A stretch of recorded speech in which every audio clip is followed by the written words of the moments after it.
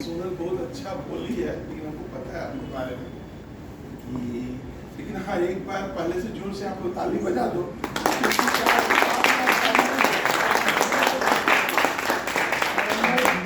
मैं गाता नहीं हूँ याग्निक जी की तरह और गा नहीं रहा हूँ, तो आप सबको उपकार मानना चाहिए। लेकिन ये मत सोचिए कि हमको गाने में प्राइज नहीं मिला है। मैं गाने में मुझे 2 प्राइज मिल चुका है, एक छोटा सा मेडल और एक बड़ा मेडल।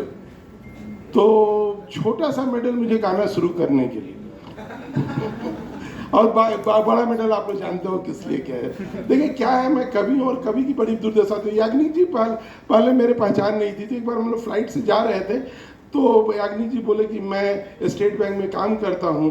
तो उस समय मैं नौकरी में नहीं था, तो मैं बोला कि मैं कवि हूँ, तो ये बोले कि मैं तो बहरा हूँ। तो अब ऐसी बात नहीं होती है, लेकिन इनको पता है, ये चालाक हैं, जल्दी आते नहीं है मेरी वो में। लेकिन हाँ, ये जरूर है कि कवि हूँ तो कवि को हर जगह करना पड़ता है। जैसे आज बच्चों के बीच करना पड़ रहा है, कभी बाजार में, कभी एक बार पागल खाने में मुझे बोलने का मौका मिला कविता सुनाने। अब पागल खाने में कविता सुनाने के लिए मिला, मैं सुनाना शुरू किया। एक आदमी एक लड़का था, बार बार आता था कि एक आदमी दौड़ के जाता था जेलर के पास, कुछ बोलता था। तो गरिमा मैडम थी, तो मैंने गरिमा मैडम को बोला कि जाके पूछो क्यों ऐसे बार बार दौड़ के पूछ रहा है।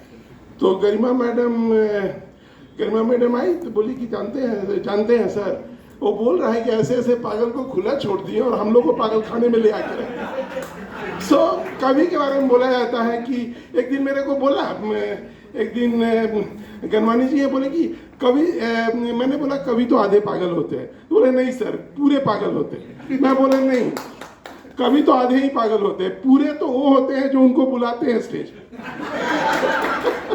सो ऐसी बात होती है। कवि का इज्जत तो बहुत, आप लोग जानते हो कि नहीं, हम तो कवि सम्मेलन में काफ़ी गए, इज्जत बड़ी कम होती है थोड़ा। और पहले मैं पीओ बनने के पहले मैं यही कविता कर, मैडम बोली कि हम 10th क्लास में थे तब लिखते थे और बहुत अच्छा, वो भी बहुत अच्छा था। तो मैं भी इसी तरह लिखता था मैडम, इसी तरह चल रहा था, किसी तरह पिताजी का खाना खा रहे थे और कविता सुना रहे थे। तो शादी उदी नहीं हो रही थी, जिसके पास जाते थे वो शादी से मना कर देती थी, पूछती करते क्या हो। तो मेरे साथ हुआ। तो एक बार क्या हुआ कि एक लड़की तैयार हो गई, तो उसके पापा ने मेरे इंटरव्यू के लिए गए, तो इंटरव्यू में पूछा कि अच्छा, उस जमाने की याद होगी और उस जमाने की सैलरी आपको याद होगी। तो मैंने बोला कि मेरी 5,000 सैलरी है। तो बोले ठीक है, जाने दो, मेरी लड़की की भी 4,000 सैलरी है, चल जाएगा तुम लोग का घर। मैं बोला उसका सैलरी मैं जोड़ लिया हूँ। तो कभी भी ऐसे ही दुर्दशा होती है, आप लोगों को विश्वास नहीं होगा। और कभी लोग इतने होते हैं, ऊंचाई में अलग अलग हो, निचाई में एक होते हैं। और मैं ऐसे बोलूँगा कि जैसे एक कवि थे, बड़े प्रेम में आ गए, शादी हुआ, अब प्रेम में आ गए तो उन्होंने बोला तुम मेरी भावना हो, आकांक्षा हो, अनामिका हो, ऐसे करके बड़े प्यार से बोलने लगे। लड़की समझ गई, लड़की प्रेम समझ गई, बोली तुम मेरे केसवानी हो, तुम मेरे गनवानी हो, तुम मेरे मुकेश हो, तुम मेरे सुरेश हो, तुम मेरे दिनेश हो। तो कवियों के साथ ऐसा। चलिए इन बातों को छोड़ते हैं। मैं सही में मैंने कोई अच्छा कवि नहीं हूँ, लेकिन ये बात जरूर है कि कविता भले अच्छी नहीं करती हूँ, लेकिन जुनून और शिद्दत की बात होगी तो मैं उन लोगों के कंपैरिजन में भी हूँ जो बड़े बड़े कवियों को, जिनको मंचों पे आप सुनते हैं और जिनकी कविताएं पढ़ते हैं और लिखी हुई है, यहाँ बोर्ड में लगी हुई है, उन कविताओं को जहाँ तक शिद्दत की बात होगी, जब जुनून की बात होगी, जब दिन रात जगने की बात होगी, तो उसमें मेरा भी नाम ऊपर आएगा। और मैं कभी आपकी तरह लिखता था, एक समय था कि मैं आपकी तरह कविता लिखता था। आप जैसे मैडम ने बताया, तो रेशमी जुल्फों की लटकने, सांसों की खुशबू, झील सी आंखें, सुराहीदार गर्दन, मुस्कुराते होठ, गुलाबी गाल, खनकती चूड़ियाँ, संगमरमरी नाखून, कत्थई पॉलिश और बेपनाह खूबसूरती, मनभावन मुस्कान, जानलेवा जेबाई और उस पर से कातिल अंगड़ाई। मैं मरता नहीं तो क्या करता, और तुम दिल देती नहीं तो क्या करती। लेकिन क्या हुआ कि एक बार शादी हो गई और शादी का गुनैन खा लिया, तो मैं लिखने लगा। भूखमरी से मरो, बेरोजगारी से मरो, गुंडों की गोली से मरो, मॉब लिंचिंग से मरो, जनता की आवाज मत बनो, विरोध मत करो, धारा के विरुद्ध मत बहो, अंधकार को फैलने दो, दीपक को बुझने दो, पत्रकार को बिकने दो, मरहूम को कुचलने दो, मुझे मुर्दा देश बनाना। हम लोग प्रेम में देखिए, प्रेम में हमेशा असफल ही रहे हैं, मतलब कभी भी नहीं है। आप लोग जैसे नहीं है कि 5-5 6-6 प्रेम करके आगे बढ़े और एक व्हाट्सएप में 12 प्रेम का ट्राई कर लेते। एक ही व्हाट्सएप मैसेज बनाते हैं, हम लोग को बड़ी लिखना पड़ता था। तो लेकिन हाँ, प्रेम करना पहले आपको पता नहीं होगा कि ये एक बार किसी लड़की से हाथ मिला लो, हम लोग उस एज के हैं तो महीनों हाथ धोते नहीं थे, और बच्चे जो साथ वाले रहते थे वो काफ़ी तंग करते थे। तो मैंने लिखा कि तुम्हें कभी पाया नहीं था, ये सच है, लेकिन तुम्हें कभी पाया नहीं था, ये सच है, लेकिन तुम्हें खोने का डर मुझे सोने नहीं देती। अब तो आंखों की रोशनी चली गई है, पर तुम्हारे बदन की खुशबू का एहसास मुझे जीने नहीं देती। मेरे दोस्त भी उसी तरह के हैं, जैसे घटिया लोग रहते हैं उसी तरह की दोस्ती बनती। तो उन्होंने, मेरे दोस्त ने लिखा कि प्रेमिका की बातों में बड़ा जोश आया, बीवी ने देख लिया तो अस्पताल में होश आया। तो मैंने लिखा अपनी पत्नी के बारे में कि कोशिश किया तो रेत पर फिसलती रही, कोशिश किया तो रेत पर फिसलती नहीं जिंदगी, तुम नहीं होती हो ना तो सहारा इतना मजबूत नहीं होता। कोशिश किया तो रेत पर फिसलती रही जिंदगी, तुम नहीं होती हो ना तो सहारा इतना मजबूत नहीं होता। खुशबू, सुंदरता, आकर्षण, लज्जत सब ठीक है, खुशबू, सुंदरता, आकर्षण, लज्जत सब ठीक है, पर तुम्हारी आंखों के सामने कुछ नहीं होता। मैडम जानती है, और मैं जब मेरी माँ के, अब तो माँ नहीं है और आप लोग सबको, केसवानी जी बैठे हैं, उनकी मैडम केसवानी बैठे, उनको पता होगा। मैंने अपनी माँ के बारे में लिखा तो लिखा कि अंधेरी रात में नूर बनकर झिलमिलाती है, अंधेरी रात में नूर बनकर झिलमिलाती है, भयानक सूखे में अब्र बनकर छा जाती है। मैडम की तरह, टीचर की तरह मैं बताऊं कि अब्र बादल को कहते हैं। मेरी तमाम बुराई को आंचल से ढक लेती है, अब मुझे फर्श से अर्श पर पहुंचा देती है, वो मेरी माँ होती है। और लेकिन क्या स्थिति है समाज की, आप लोग सबको समझने की चीज़ है, अभी ही समय है समझने। माँ बाप आए गांव से तो लौटना पड़ा उसी दिन, माँ बाप आए गांव से लौटना पड़ा उसी दिन, क्या करें, बंगला बना लिया पर एक कमरा कमा। माँ बाप आए तो लौटना पड़ा उसी दिन। और आप लोग के लिए मेरा एक ये 4 लाइन की, गुजरता वक्त ऐसे ही गुजर जाएगा, गुजरता वक्त ऐसे ही गुजर जाएगा, तुम रहे ना रहे तुम्हारे कर्म याद किए जाएंगे जो तुम लोगों ने किया है। भूले जाएंगे रोशनाई से लिखे सारे कर, भूले जाएंगे रोशनाई से लिखे सारे तकरीर, जो रक्त से लिखे जाएंगे वो याद किए जाएंगे। और चेक में प्रेम वाली थोड़ा कम ही लिखता हूँ, लेकिन तो मैंने एक जगह लिखा है, थोड़ा पास से प्रभावित कविता की तो 4 लाइन सुनाता हूँ।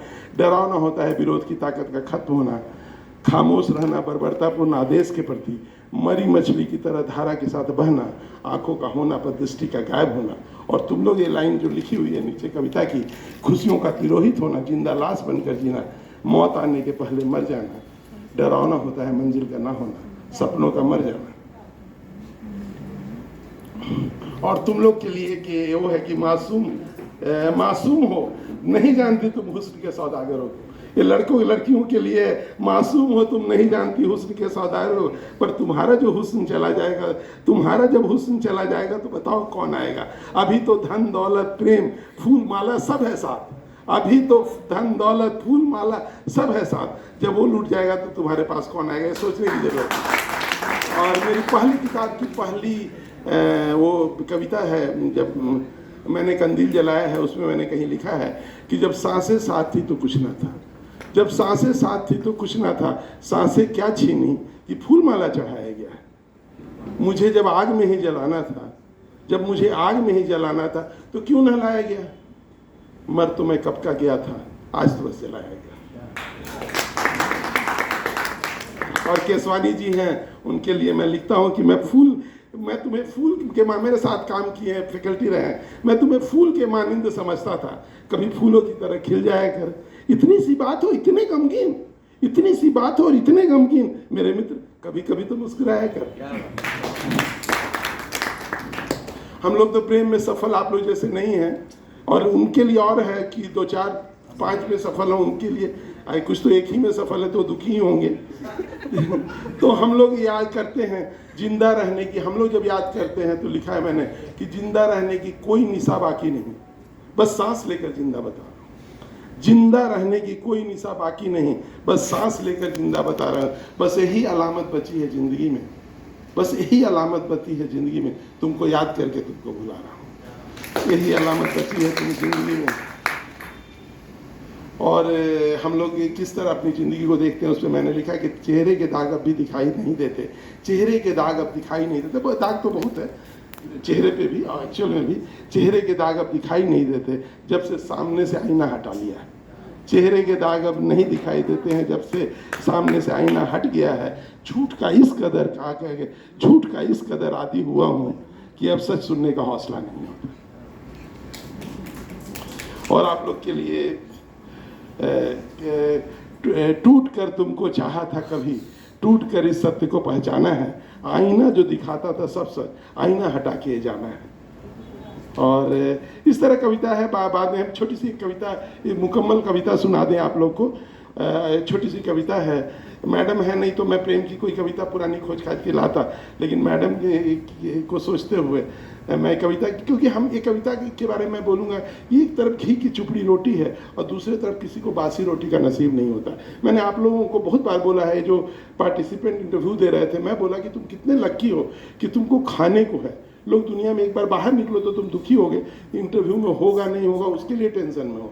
तो मैंने तो ये है कि भारत के समाज का सत्य है कि कोई रोटी के लिए शरीर बेच रहा है और कभी किसी को किडनी बेचना पड़ता है। ये सारी बातें इसी समाज में चल रही है और हम इस बात से अनजान भी हैं। तो इस कविता के लिए, जैसे मैडम ने बोला, तो मैं अपनी 4 पंक्ति से कहता हूँ इस कविता के लिए कि 7 साल की छोटी सी लड़की रोटी की भूख के साथ रिश्तों की भूख समझती थी। 7 साल की छोटी सी बच्ची, ये मेरी माँ को देखा करती थी वहाँ पर पहले। 7 साल की छोटी सी बच्ची रोटी की भूख के साथ रिश्तों की भूख समझती थी, और हम रोटी की भूख मिटाते मिटाते रिश्तों की भूख मिटाते। और ये कविता है एक रोटी का उठाना, और यही कविता है। मैं घड़ी पे मेरे नज़र भी है 15 मिनट लेट हुआ है, उसका फ़ायदा उठा रहे हैं। फिर से कविता है एक रोटी का उठाना। 7 साल का छोटा, मेरे 7 साल कविता में बहुत जगह आएगा।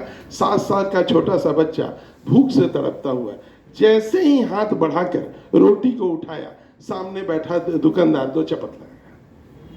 7 साल का छोटा सा बच्चा भूख से तड़पता हुआ, जैसे ही हाथ बढ़ाकर रोटी को उठाया, सामने बैठा दुकानदार 2 चपत लगाया। चपत जोरदार पड़ा था। हाथों का नक्शा गालों पे उभरा था। दिन में आसमां में तारे दिखा था, और अश्रु की 2 बूंदों का गिरना और रोटी का छिटकना सभी को दिखा था, और दोनों सबको दिखा था। चपत तो उसने खा लिया था, अपमान का घुट पी लिया था, जलालत तो उसने सह लिया था, पर ग्लानि रंज मात्र करना था। चपत तो उसने खा लिया था, अपमान का घुट पी लिया था, जलालत तो उसने सह लिया था, पर ग्लानि रंज मात्र करना। दुकानदार खुश था और सोच रहा था, बच्चे को तो सीख देनी है, चोरी करना बुरी चीज है, जानना जरूरी है। बच्चे को तो सीख देनी है, चोरी करना बुरी चीज है, जानना जरूरी है। उसे लगा कि बच्चा क्षमा मांगेगा, कसम खाएगा और ऐसी गलती दोबारा ना करेगा और एक अच्छा शायरी बनेगा। उसे लगा कि बच्चा क्षमा मांगेगा, कसम खाएगा, ऐसी गलती दोबारा नहीं करेगा और एक अच्छा शायरी बनेगा। और बच्चा सोच रहा था, मन को कोस रहा था, एक रोटी और इतनी बड़ी कीमत, और इसे बड़े आसानी से अदा कर रहा था। उसे मालूम था चपत खाने का दर्द। उसने अपने कोमल गालों में अभी तो सहा था। इस कच्ची उम्र में वो जान गया था, थोड़ा ध्यान दीजिएगा, इस कच्ची उम्र में वो जान गया था चपत खाने का दर्द भूख से होने वाले दर्द से कितना आसान है। उसे मालूम था कि चपत खाने का दर्द भूख से होने वाले दर्द से कितना आसान है, और पालक की असमय मौत हो जाए ना तो एक रोटी मूल्यवान है। इसीलिए चपत खाने के बाद भी उसके मन में दुकानदार के लिए सम्मान है। पर सच कहो ना, एक रोटी और चपतों का तोहफा यह देश के लिए अपमान है और प्रजातंत्र के नाम पर एक बदनुमा निशान है। एक रोटी और चपतों का तोहफा यह देश का अपमान है और प्रजातंत्र के माथे में एक बदनुमा निशान है। हर हाथ में काम का नारा, और अंतिम 4 लाइन है, हर हाथ में काम का नारा और रोटी की खुशबू का एहसास, हर हाथ में काम का नारा और रोटी की खुशबू का एहसास बस ख्वाब के समान है, बस ख्वाब के समान है। Thank you madam. मैं जाना पड़े, लेकिन मैं पूरी टीम को बोलूँगा कि मैडम लोग किसी को बिना खाना खाए नहीं जाने देंगे। और दूसरी बात कि सारा